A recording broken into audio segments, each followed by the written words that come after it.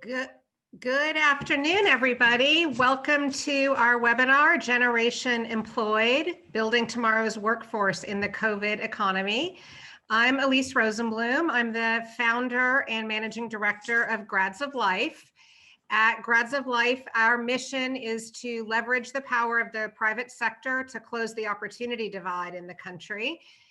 We do that by working with employers to help them build more inclusive talent pipelines and drive research on the social impact and business benefit of those inclusive talent practices.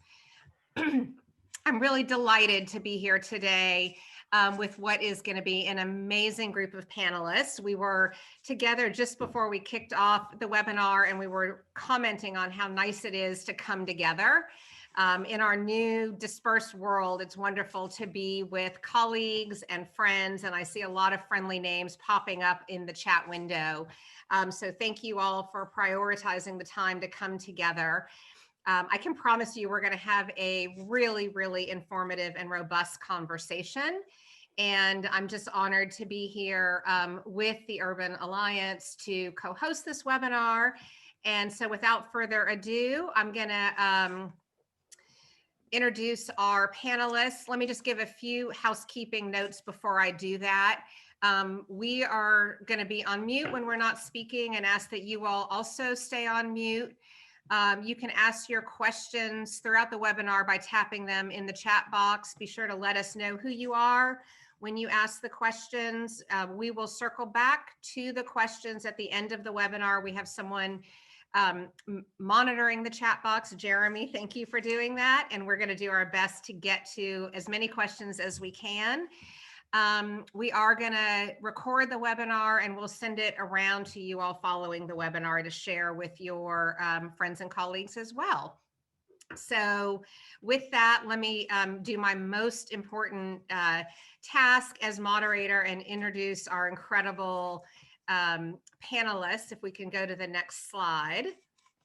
So we have three fantastic speakers. First, the fabulous Ishana Smith, CEO of Urban Alliance.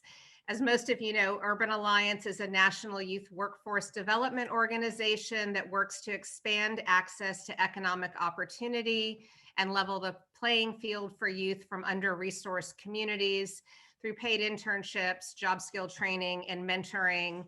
Ishana is an amazing leader in this field, and I'm honored to be partnering with her today. We are also joined by Dan Ngoyi, who is Vice President for Talent Acquisition at Rock Central. Rock Central is a professional services organization that supports Rocket Mortgage and its affiliated Rock family of companies. He leads a team that works on identifying, interviewing, and placing a diverse slate of employees and oversees the development of talent brand strategy and execution for more than 30 companies. I got to meet Dan earlier this week, and he is just an amazing example of an employer who is walking the walk in so many ways, and we're going to get to hear directly from him in a little bit. So really appreciate, Dan, you making the time to join us today. And last but certainly not least, Kate Swinburne, who's the co-founder and CEO of YouthForce NOLA, an education, business, and civic collaborative that prepares New Orleans public school students for successful pursuit of high-wage, high-demand career pathways and ultimately economic success. I'm a humongous fan of YouthForce NOLA and just really, really excited that Kate has made the time to join us today. I know that each of you are going to bring an amazing perspective to our conversation, so we are all in for a real treat. Let me just set up the conversation a little bit before we get into it. So if we can go to the next slide, that would be great. Before I go into the framing conversation, I just want to, set us all in the crazy context that we're living in. 2020 has been a year of massive challenge and massive changes that have really shifted the landscape within which we're all operating. We have a global pandemic with COVID. We have the economic downturn that has accompanied COVID, massive layoffs across the US workforce, a disproportionate impact, both of the virus and job loss across the country, particularly for Black and Brown Americans who have really borne the brunt of both the public health and economic impact. We have this massive shift to remote work and learning, which is forcing us all in real time to innovate, to accommodate, to shift, how we work, how we learn, how we support our children, our students, our colleagues in this new remote environment, and has really, underscored the impacts of the digital divide. We also have a national reckoning around race, following the murder of George Floyd, and thanks to the activists and organizers, we're seeing, I think, an unprecedented awareness of systemic racism and a real grappling with the role each and every person across this country needs to play in addressing systemic racism. And particularly, we're seeing renewed, I think, interest and growing commitment in corporate America. And then, of course, the elephant in the room, we're just on the heels of a highly contested election. And we're continuing to grapple with a very, very divided nation. So, it's against that backdrop that we're having this conversation. And I think it's important to just kind of take in all the change and all the challenges that we're all navigating and working to support the young adults that we serve and that we employ in this time. So with that context, and I am feeling hopeful today, so it feels easier to talk about all that context with a slightly more hopeful mindset. The framing questions that that all of those of us on the panel will be thinking about, and I encourage all of you all to be thinking about through this conversation, are up on the screen and you can see them. But we really want to have a focus, and we'll hear some from Ishana about how young people, and particularly young people from under-resourced communities, are faring in this new COVID economy. Ashana is going to share some of the research that Urban Alliance has done, which I think is extremely important and really is a wake-up call. The second question we want to be keeping in mind is, why should high youth unemployment be a concern during this time of crisis? And again, we'll talk a little bit about the implications of high youth unemployment and really how that filters out across our communities, across our economy, and going forward in time.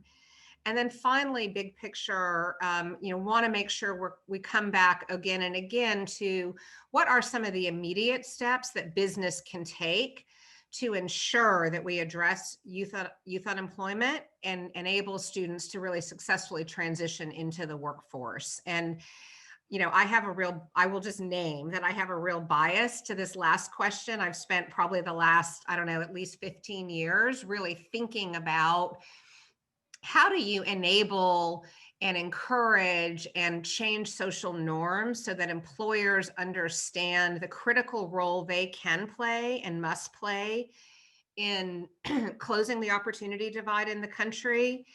And importantly, how do we make it easy for them? How do we really give them the practical steps they can be taking and integrating into their human capital practices, into their talent strategies, so that they are, through virtue of their own actions, helping us achieve the country that we want to build for all young people across America.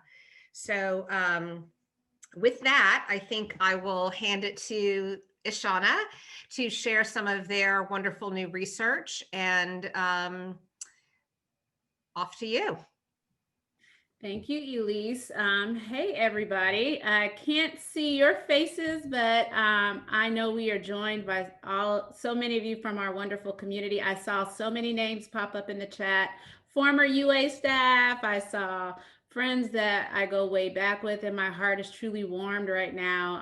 And I wasn't expecting that, but it is so great to see so many of you virtually supporting us in this critical conversation today. And just have to say thank you again to Elise and all that she's done for our sector.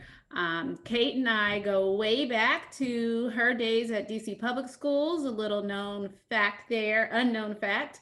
And Dan has been such a rock for us as we've built this really extraordinary partnership with Urban Alliance and the Rock family of companies out in Detroit, and just want to say thank you to him. So surrounded by friends. So let's try to have a good dialogue and really focus in on the most important thing, which is our young people. So you can go to the next slide, please. So we've all, as Elise beautifully laid out, and unfortunately, we've all been witness and borne witness this year to the millions of jobs that have been lost, the thousands of businesses that have closed their doors, all of the struggles that our families and communities are experiencing. But what we feel has gotten far less attention are the economic consequences for young people. And so that's where we want to focus our energies today. And I'm sure it comes to no shock to all of you because we do this work, but young people have actually been the hardest hit by COVID-related unemployment. And as you can see from this graph here, 28% of youth are unemployed as a result of COVID-19, whether that's due to a direct job loss or indirect reasons such as personal illness or having to care for a sick family member. There is a significantly higher proportion here than with any other age group. Some of the reasons for that, the key industries that our young people commonly work, hospitality, retail, were obviously some of the most impacted by social distancing. Many of the entry-level positions that are held by our young people in these industries and others cannot be done from home. And then we have the sort of age-old, sort of last hired, first fired kind of culture that still prevails and is really impacting our young people. Now, youth disconnection, which many of you are familiar with, which is when young people are neither employed or in school, has also increased during the pandemic. And as young people are laid off and they graduate into this really tough market and they defer post-secondary education, those who were previously on track for economic mobility are now joining the ranks of the disconnected, unfortunately. And this is what we want to work on together. And between February and June of 2020, that share of disconnected young people has more than doubled. So we've got a lot of work to do. Next slide. So as is so often the case, I don't believe I'm telling you anything that you don't know, but it's still, we thought, important and critical to bring this out in the open. Youth of color have been especially hard hit. In July, 15% of white youth were unemployed compared to 21% of Latinx youth and 26% of Black youth. And you can see from this graph here on the right that Black and Latinx youth were also disconnected at much higher rates than their white peers. Now, even before the pandemic, low-income Black, Indigenous, and Latinx young people already faced higher unemployment and disconnection. We know that. And yet, even as the national rate of youth disconnection and unemployment improved over the last decade, and many of us worked on that, and there were improvements, there still did remain some racial and ethnic gaps, and now those have sadly widened. And now when you add in the fact that the majority of young people already identify as people of color, and they are on track to comprise 60% of all American youth by 2050, this represents an enormous loss of individual and economic potential unless more youth gain access to the tools that we know they need to succeed in this job market and in future job markets. Next slide, please. So I want to talk a little bit, we just talked about job loss in particular, but there are also additional consequences that we're seeing with young people as a result of COVID. Nearly half, 49%, of 2020 graduates reported that that they are now changing their post-high school plans because of COVID-19, okay? And we know that recent research also found that there's a substantial decline among youth who know what career they want to pursue and how to get there, from almost half of respondents in 2019 to just a third in 2020. So, and that decline is most pronounced for Black and Latinx students. So our young people are not at all clear about what the paths are that they need to take or that are even available to them to make things better, right? And finally, young people have also been acutely impacted because of social distancing measures and disruptions to social supports and activities, which we know can be associated with greater anxiety, loneliness, and depression. And over half, 56% of youth report feeling worried about their mental health during the pandemic. So all of these economic and social disruptions that Elise named that are happening in 2020 have the real potential to inflict long-term damage on an entire generation if businesses and communities do not act now. So again, we have a lot of work to do. Next slide, please. The good news, I don't want to be your Debbie Downer for the day. So the good news is that there is, as we know, a proven evidence-based pathway to increase economic opportunity for our young people who are struggling. So we know that well-designed youth employment programs can not only help to improve post-high school outcomes, but have positive ripple effects across our communities. And those things include improved future job quality and earnings for young people, to reduce crime, higher GDP, increase tax revenue, and the innovation and productivity gains of a more diverse workforce. The benefits we know of having strong, equitable youth employment are far-reaching, and I think it's important for us to keep that top of mind. And on the other end, the long-term consequences of youth unemployment and disconnection are just as extensive, including, we're talking about expanding the racial wealth gap if we don't get these young people connected, increased risk for poor physical and mental health, up to $1 trillion in economic costs due to higher government spending and lower economic growth. So we know that there is real clear value in ensuring that all youth have access to meaningful work opportunities. But as we've seen and as we've just named, that's not the reality, unfortunately, for many youth from under-resourced communities, and especially not during COVID. So that's what programs like Urban Alliance and YouthForce NOLA and advocates like Grads of Life, that's what we are seeking to change, and seeking to change that during COVID. We don't want to wait. And this need, of course, we know has only become more urgent for youth to connect to economic opportunity before they leave high school. So that's the other part of it, is if we can get to them early, that will help substantially, because we know that 75% of all disconnected youth, they have a diploma. So it's clear that the critical work of preventing lasting unemployment must begin before graduation. Next slide, please. All right, so what can businesses do right now? This is the part that Elise also spoke to. We always want to keep top of mind practical, easy, simple steps that our employer community can advance, and what are those things? So I'm happy and proud to say that we Urban Alliance, we're releasing the first in a series of 3 briefs focusing on the economic position of young people during the pandemic. And these recommendations that we'll provide will start sort of near term, and then they'll go into long-term and more systemic solutions as we move, ideally, hopefully, into eventual economic recovery. Want to quickly thank the Annie E. Casey Foundation for supporting this research and these briefs that are coming out, with the first one launching now. So in the immediate term, here are some key actions that employers can take for us. So there are 3 that we really want to work on, or highlight rather: providing youth employment opportunities or investing in programs that do, cultivating cross-generation professional networks, and creating more equitable access to available job opportunities. So we're going to talk briefly about those 3, and then I'm going to close and let my awesome panelists get in on this conversation. So next slide, please. All right, straightforward: providing youth employment opportunities for youth of color, or investing in the programs that do. The most impactful and straightforward way that employers can leverage their time, their talent, their resources is to provide an immediate positive impact on young people is by offering them opportunities for paid work experience. We know what the research tells us about that those young people are going to be set up for higher wages, higher education attainment, and lifelong economic opportunity. And these experiences can be virtual, as we're all living in that world now, or in person, as we get back to that, via internships or full or part-time jobs. But we also know that right now, in this time of economic hardship, that not every employer is in a position to hire young workers.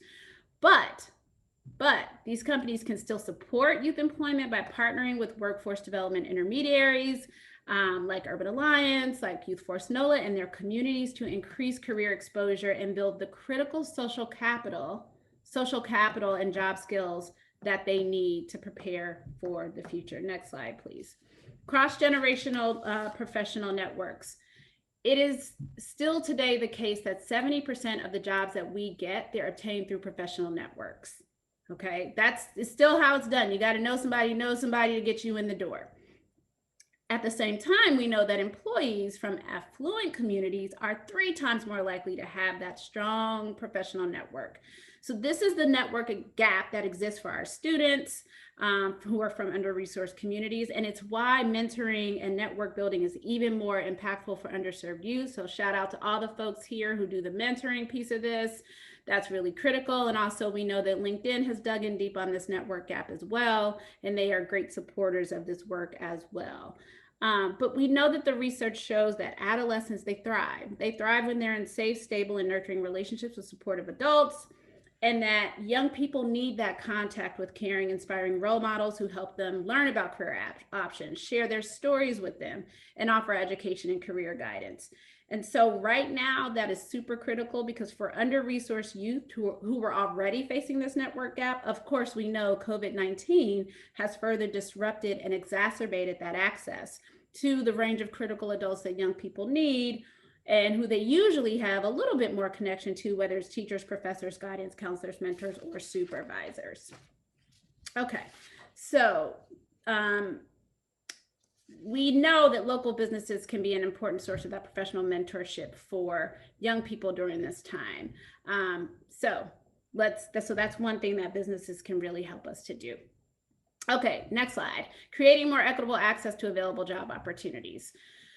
So, the hard truth is that, our history in this country of racial segregation, unequal access to quality education and professional training, exclusive professional networks, and other roadblocks that are caused by systemic racism, it's really created an opportunity gap that results in a labor market in which many talented young Black, Latinx, Indigenous youth from low-income opportunities never really have that opportunity, low-income communities never really have that opportunity to compete for many of the upwardly mobile living wage jobs that they need and deserve.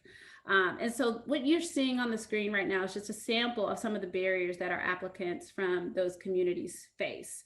And we know that employers can play an important role in breaking down these barriers for the next generation of workers. And they can do that by updating hiring and employment practices to be more equitable and inclusive and more conducive to the development of diverse talent pipelines.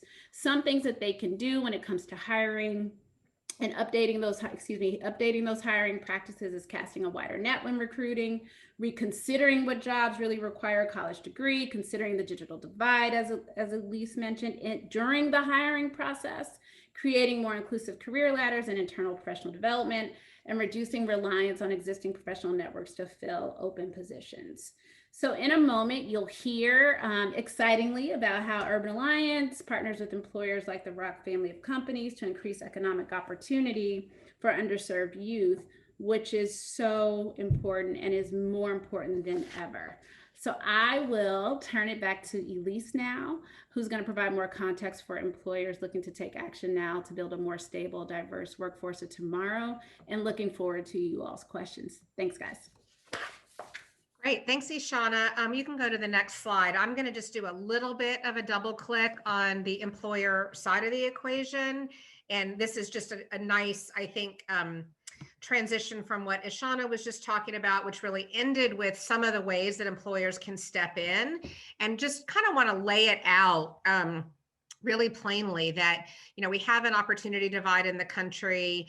These are actually pre-COVID numbers. We know they've gotten much, much larger on the young adult side and smaller on the employer side. So the opportunity divide is growing, and in particular for our young people of color. And, Ishana named some of the drivers of the opportunity divide, systemic racism in the country, over hundreds and hundreds of years that has compounded. We focus, in particular on this barrier and driver of inequitable employer practices, and then also a fragmented and education workforce system that really works hard to support young people, but is not, a one large system that makes it really, really easy for employers to lean in and source and bring in young people at large scale. So I'm going to double click in just to build a little bit more on the inequitable employer practice piece of it. And, just want to name, maybe this is stating the obvious, but employers are the people that have the jobs. They have the power to unlock access to opportunity. And I think that's what we'll hear a little bit from Dan. And, for everyone on the phone, I would just encourage, as you're thinking about your employer partners, really, naming and empowering them as the holders of access to opportunity. And when we can work with them and help them understand both their role and, importantly, the how, they can step in and work with us to help close the opportunity divide in the country. So let's go to the next slide. We've done a lot of work at Grads of Life over the last couple of years to really advance the field and advance the understanding of what it means to be a great opportunity employer. And working with a number of partners in the field, we've codified a set of 6 principles that are supported by a whole set of practices that companies can look to as really a roadmap for what's theirs to do to step in and change their human capital practices so that they are enabling access to opportunity rather than either intentionally or unintentionally throwing up barriers that keep our young adults out of the game in this country. The principles really focus on getting your house in order as a company, getting an inclusive strategy, and understanding what your data tells you about impacts at your company, a whole set of practices around recruiting and hiring, and then a whole set of practices around retention and advancement. And we know for companies, it is about all 3 of these sets of activities. And we're not going to spend a lot of time here. We'll make this framework and a tool that we've built available to everyone on the phone so you can dig in, and we're available to kind of go deep with you on this as if and when it's helpful. But let's just go to the next slide quickly.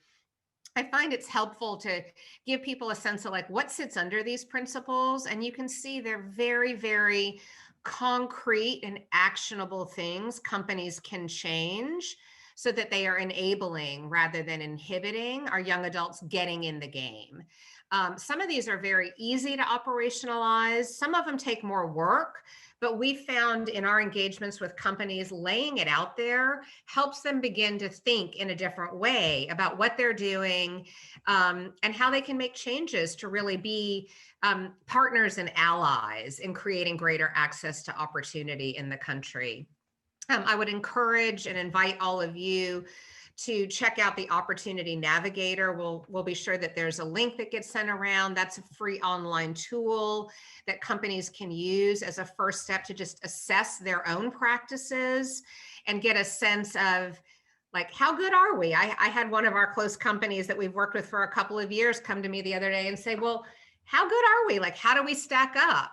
And, the Navigator really begins to enable you to understand what you're already doing and where you have room to improve. And of course, we work closely with companies to help them go much deeper and do the research to demonstrate the impact they're having as they adopt these practices, to continue to advance the field and really build the body of evidence that these practices do enable companies to help close the divide in the country. So I think that's enough of the sort of abstract and conceptual. And now let's shift to Dan, who can tell us about, what this really means on the ground as a private sector leader who's walking the walk.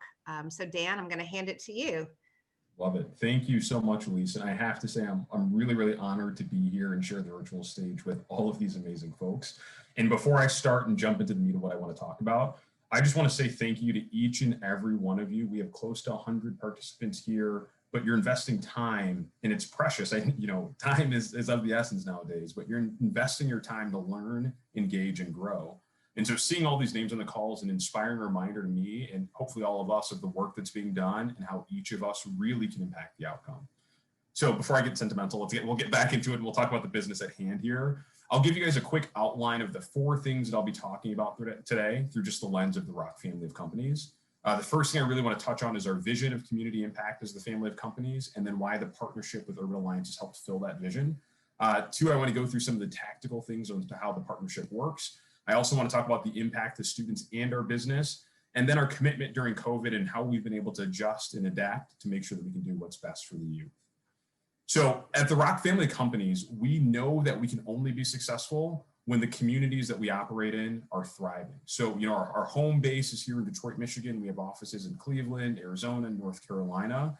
But here in Detroit specifically, we spend a lot of time focused on our for more than profit approach that recognizes that when our business does well, we have an obligation, a responsibility, and a calling to make sure that we're reinvesting back into our communities. And so as we think about making the for more than profit approach a reality, I think our partnership with Urban Alliance really personifies that. So Urban Alliance believes that all young people, no matter race, ethnicity, socioeconomic background, deserve equal access to the skills training, paid work experiences, and professional networks needed to achieve economic mobility.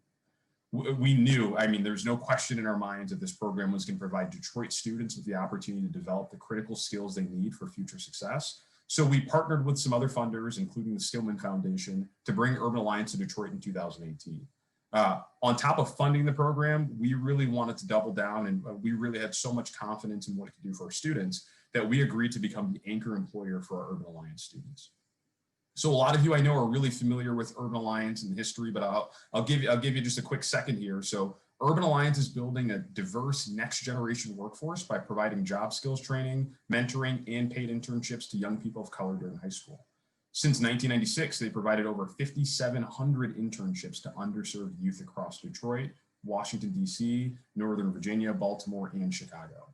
So they fight for equity by empowering students to access upwardly mobile careers, expanding their idea of what's possible in the future, while supporting the development of diverse talent pipelines and preventing disconnection from school or the workforce.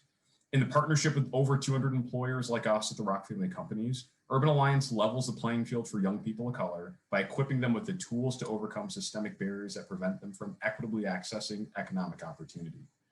So in a previous life, before leading our entire talent acquisition function, I led our internship program. And so back in 2018, we partnered with Urban Alliance as their anchor employer in Detroit to bring their signature high school internship program to the Motor City. In this model, students from schools across the city are provided with up to 500 hours of paid professional internships at local employers over 6 to 9 months where they can earn up to $7,500. 100+ hours of soft skills, financial capabilities, and basic digital literacy training with options for industry-specific technical skills training, dedicated mentoring from caring adult professionals, a UA program coordinator and an on-the-job supervisor, day-to-day coaching to ensure that students enroll in college, secure work, and participate in continued career training post-programs, and post-program coaching and post-secondary enrollment persistence, and career attainment and retention.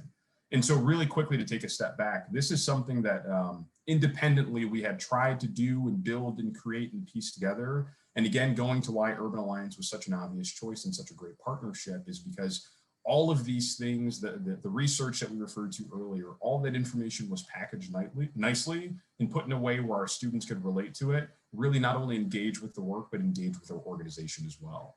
So quickly, we made the decision as serving as the anchor employer. We hosted 30 of the initial cohort of 40 students in internships across our family of companies.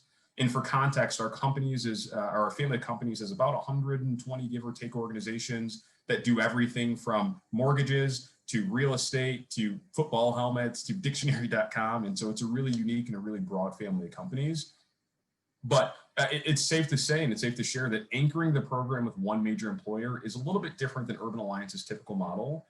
But with multiple students working with the same company, it really helps build a community. It gives them the opportunity to commute to work together, to learn from one another, and talk and support each other.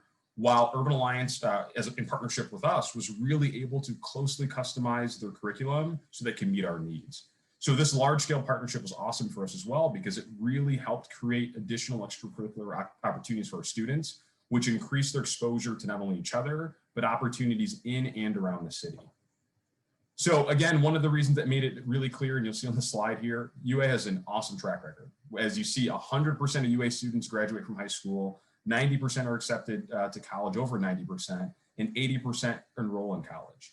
Another 80% of the enrolled alumni persist to a second year in college, and 80% of all alumni are connected to a college, career, or career training pathway 1 year post-program. That's so critically important. I don't think I have to stress that here for those that are familiar with the DPSCD and the work that's been done here within our school districts. These are real tangible outcomes that we know are going to continue to help drive our business and continue to help drive our community. They also recently completed a randomized controlled trial showing that completing our high school program internship had statistically significant results in the likelihood of young men attending college, mid-GPA students enrolling in college, and the development and retention of critical soft skills. So, again, I can go on and on, but Urban Alliance has not only been awesome for our students, but really where we found the most benefit is it's been phenomenal for our team members who have really stepped up to become volunteer mentors. So during our first year back in 2018, one of our former FOC team members, who's the Director of State and Local Government Affairs, Jason Hedden, also a very good friend of mine, was actually awarded Mentor of the Year by Urban Alliance. So he's a former DPSCD student, so the experience for him really came full circle. And one of these things I'll read here, he mentioned having a mentor in real work experience at 17 or 18 years old is invaluable, and I wanted them all to take advantage of that. And I can't stress that enough. It is so critically important that we create exposure and we give them opportunities to take advantage of real work skills and real work challenges.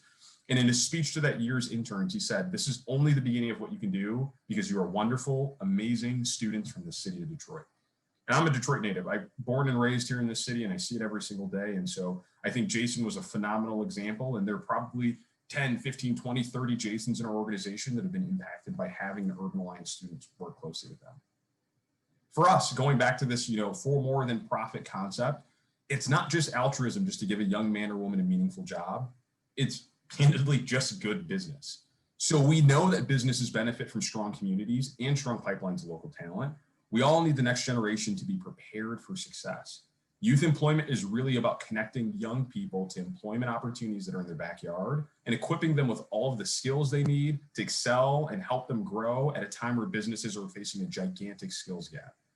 Taking on an intern is a super small investment from a time and money standpoint relative to the bottom line. But if you think about the bigger picture, the effects are immeasurable. Short term, we're getting a young worker that can really dive in, that wants to learn, a fresh set of eyes, a different look. And we've been talking a lot about intersectionality in our organization. And it's really someone who comes from a different background who can help us think about different things and innovate at the highest level.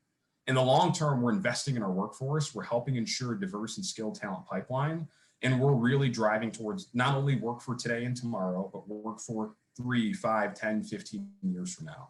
And so if we think about some of the tangible returns 2 years in, we've already hired quite a few Urban Alliance interns as full-time team members within our business. And we expect that trend to continue. Like, we've seen great returns, we've seen excitement from our business partners and leadership, and we expect that to continue to grow. So COVID-19 hit, and I think a lot of business leaders were really in a position where they said, what do we do? How do we handle this? How do we work through that? As a Rock family of companies, we had some decisions to make very, very early on. And one of the things that we were so committed to and that we wanted to make sure that we remain committed to was our Urban Alliance students. And so we knew that a lot of them came from low-income communities that are disproportionately impacted by the crisis. So as you think about things like the digital divide, economic need, and hardest hit communities, here in the heart of downtown Detroit is where we run into that. So what we made a decision to do as the Rock family of companies is to continue supporting our Urban Alliance interns with paid internships. This was critical because we knew that 80% of the students participating in the program contribute to their earnings or their household expenses at some level. We also discovered that 1 out of 3 interns in the Detroit Urban Alliance high school program did not have computers or internet access at home. So it touches to the digital divide that I was referring to. This obviously becomes really difficult, and we're working through that across our workforce as social distancing practices require team members and interns to work remotely. I think it was March 9th, 2020, when we went home for a test, and I've been sitting in this chair in this desk, it feels like, since then. So to make sure that our Urban Alliance interns were supported, our Rocket Community Fund stepped up and permanently donated 20 laptops to our interns so they'd be able to continue completing both schoolwork and the projects for their internships. We also worked with their families so they can enroll in Comcast Internet Essentials program, which was a program that helped connect internet to homes for a lower cost. So at the end of the day, we believe now is not the time to pull back from the next generation. Like, we need to double and triple down our investment in the next generation. Without the ongoing support of businesses and our communities, the next generation, and really specifically students of color, really risk being left behind during our recovery. Making the investment now in building a strong, equitable, and diverse pipeline will lift our communities for decades and decades to come. There's no other way I can put it to kind of sum up what I'm talking about. We strongly encourage other businesses to follow suit because we've already seen immediate returns in our community, in our workforce, and across our business. So join us, join us, join us. Thank you, Dan. You are an amazing, amazing employer leader, a wonderful example of what the very best of cross-sector collaboration looks like, and just really, really appreciate your comments, and want to hand it to Kate, who also knows what great cross-sector collaboration looks like, and give her the floor for about 10 minutes, and then we'll have just a few minutes for some closing questions and remarks, but just really appreciate your comments, Dan, and you are a wonderful example of what it means to really walk the walk as an employer in this country. So thank you for that.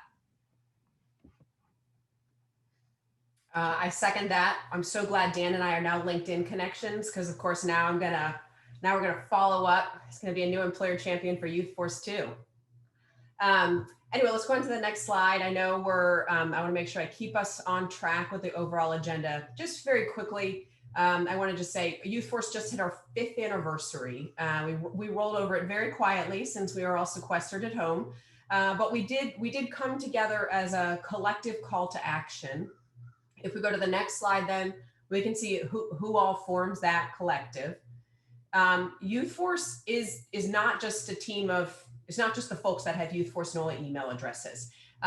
We are a collective that includes employers, training organizations, educators, system partners, and of course, students and their families. And we were created in 2015 in large part to address that fragmentation and misalignment that Elise shared as being a driver of the opportunity divide.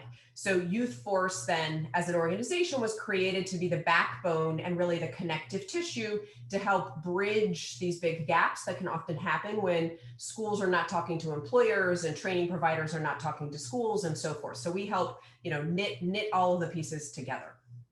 On to the next slide then. We then, at our founding and ongoing, talk a lot to employers, of course, and we ask them, what does it mean? What does career success look like at your company? And what they always tell us is that they are looking for soft skills. They are looking for the job specific or technical skills. They're looking for academic skills. Of course, they say, of course. And then they're saying, and please don't make me be anybody's first job. So please make sure they have prior work experience. We decided then that on the academic skills front, that was not going to be our lane at YouthForce, but that was a place that we had many partners in the ecosystem already intervening. But where we needed to fill gaps was around soft skills, technical skills, and work experience. And of course, none of that can be delivered by any single organization alone. So again, this is where we need schools to offer the coursework and opportunities. Training providers are offering that deep industry-aligned technical skills training. And of course, only employers can offer that meaningful work exposure and experience that's going to help young people visualize themselves in careers, think about what they do like and they don't like, and ultimately build those professional connections that Ishana highlighted as being so essential. So, here we are on to the next slide. Pre-COVID, terrific progress, terrific results. On the technical skill growth front, I want to highlight 2 things. One, our focus has always been on high wage, high demand career pathways. And we talk about them as skill clusters because, of course, a hospital hires as many IT professionals as they hire doctors, as they hire, facilities maintainers. And COVID's impact has impacted our partners, our business partners, and these pathways, but they have also proven a lot more resilient than some of the other pathways and career opportunities out there. The second thing I want to highlight is that our growth on technical skills has reached a point where we've been reaching almost 20% of the citywide graduating class in New Orleans, which has been a big part of our goal, is system-wide impact for our young people. Of course, you see asterisks, et cetera, that the class of 2020's numbers are a little bit handicapped by our ability to test because, of course, with COVID, there was no in-person work happening.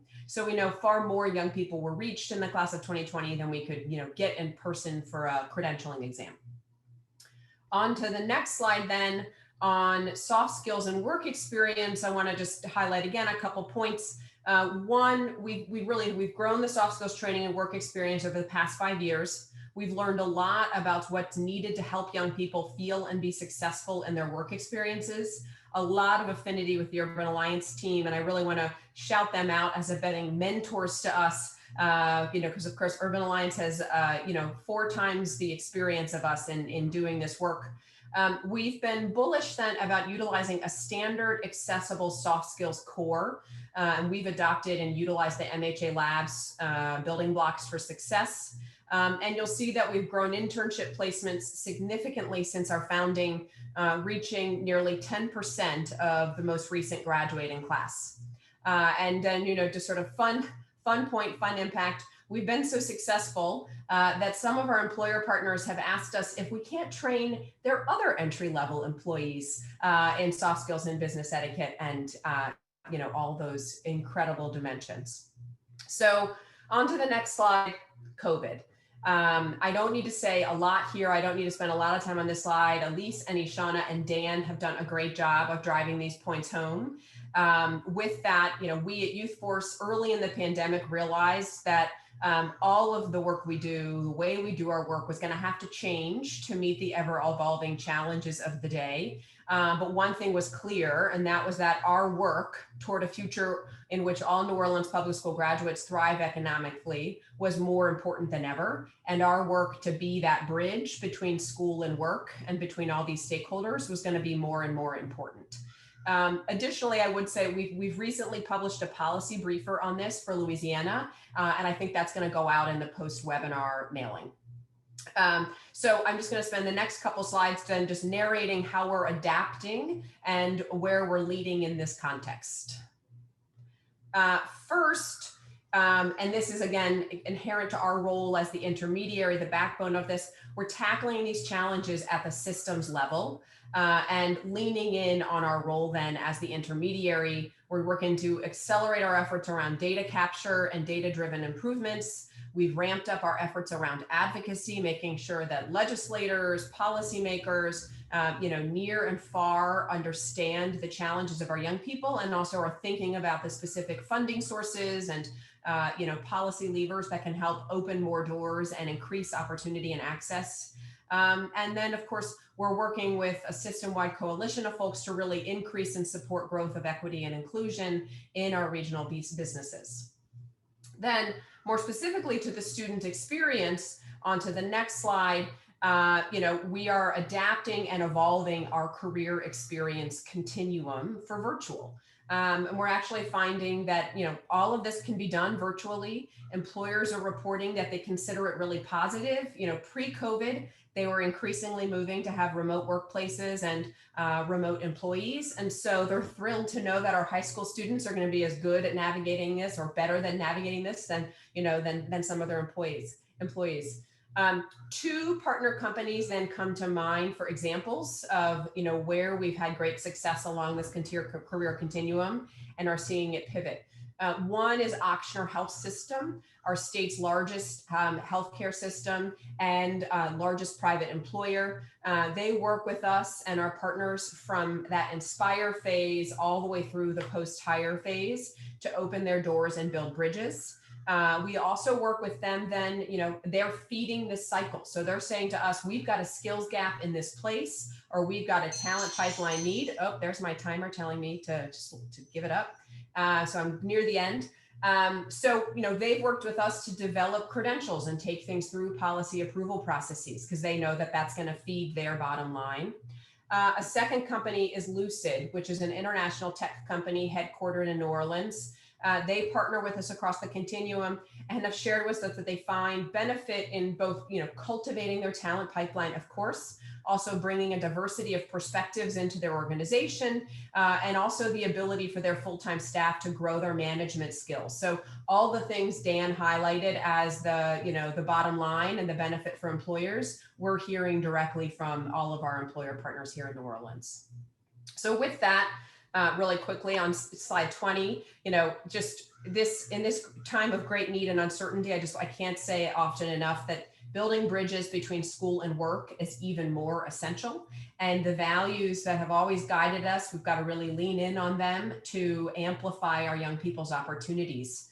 And so then on our final slide, of course, I want us to see some wonderful young people and just to remind everybody that, our young people, this current generation, they are smart, they are tech savvy, and they are nimble. So all the qualities that we're looking for in employees, they can do it. And so it's just on all of us to provide them with the skills, experiences, and opportunities to be competitive now and into the future. Thank you, Kate. That was a great round out, I think, for our conversation. And I'm not sure we're going to have a ton of time from Q&A. I'll give Jeremy a chance to let us know if there's any burning questions in the queue. And if not, I'll ask our panelists to give a couple of quick closing remarks. But Jeremy, let me just give you a chance first to let me know if there are questions that have popped up that are. Sure. Yes, one question that we have is for anyone on the panel. We've seen ways in which the pandemic has exacerbated the digital divide, but remote work also provides increased flexibility and work-life balance. Do you think the pandemic has changed things permanently for the future of work? And if so, what are the most important shifts employers need to make so that remote jobs are accessible to workers from low-income communities and communities of color? So that's for anyone. Well, that is an awesome closing question because that was basically what I was going to ask. So in a way, so I think, it'd be great just to have each of the panelists kind of remark on that. And, we've heard a lot about the challenges of COVID. And so I think, essentially what that question says is, what have we seen in terms of opportunities and things we can carry forward because of the very many ways we've had to adapt during COVID to increase access to opportunity across the country. So I'm just going to let us close with everyone reflecting on that. I'll be thoughtful and quick. Ideally, I could probably talk for 75 minutes about this, but I only have a few minutes left. I think that's a phenomenal question. And the way I approach that is kind of twofold. One, I don't believe work will return anytime soon to what we are used to and what we've seen. And I know there are employers, we've already seen employers say, hey, we're gonna have people work from home full time. We've seen people say, hey, we're adapting to a hybrid workforce and a hybrid model.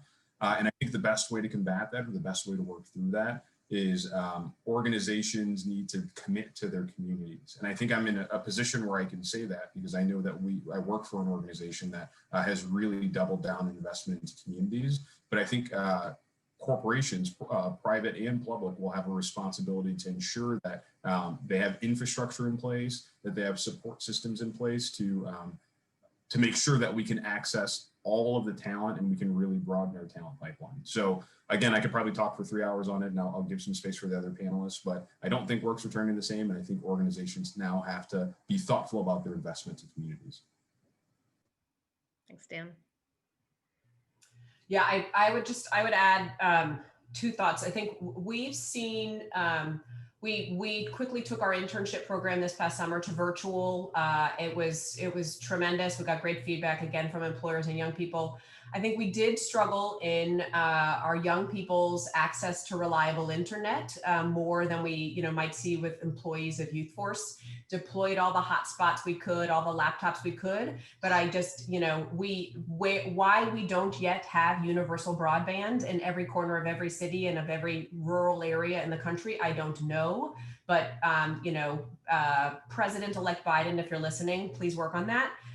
Because we've got to make progress there. And so with that, I think, as I think about it as an employer, I am also, I work with employers, but I'm also an employer. I think this is about, I want to, so I love what Dan said around sort of the infrastructure and thinking it through, because we've got to have flexibility. We also saw where our young people struggled some this summer was, whereas the grown adults that work for our companies, often live alone or, have, space with their spouse. Our young people oftentimes were sharing a room with their little sister, right? So it's a little different to work remotely when your like sister is sitting on your head and, you don't have a dedicated study space. And so as I think into the future, as an employer, and then, my wish for my young people is we're figuring out ways where, where there's desk shares and there's flexible space. So young people in particular have the opportunity to go to a work environment. It of course has the benefits of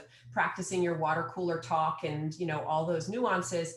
But with that, I think, how do we figure it out so that folks can work from home and all that flexibility, but also if they need it, if they want it, they've got a secure place with strong internet and, no little sisters, so they can focus. Thanks, Kate. And appropriately, Ashana, we'll have you bring us home. Yes, just really quick. Those are great answers.